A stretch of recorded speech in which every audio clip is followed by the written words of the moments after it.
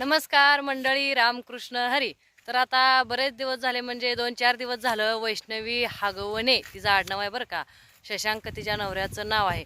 आणि तिला तिच्या वडिलांनी 50 तोळं सोनं, चांदीची भांडी, फॉर्च्युनर गाडी, 2 लाखाचा मोबाईल, एवढं बऱ्याच काही गोष्टी दिल्यात. तरीही तिचा नवरा हराम करून त्यातही समाधान नाही. मग अरे बाबा, तू का तिच्याशी लग्न केलं? तुला जर तिला सांभाळायचे होत नसेल, सगळं जर तिच्या घरूनच तिला आणावं लागत असेल, तर ती बिना लग्नाची राहिली असती तर बरोबर झालं असतं ना. कारण सगळं तर तिच्या घरच्याकडूनच तू घेतोय आणि वरतून तिला मारहाण पण करतोय, टॉर्चर पण करतोय, तिला स्वतःला आत्महत्या करायला भाग पाडतोय.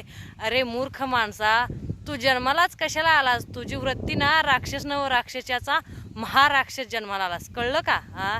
एवढं जर माझ्या बापाने दिला असतं ना, माझ्या नवऱ्यांना असं झोळी करून मला हलवत बसला असता बघा.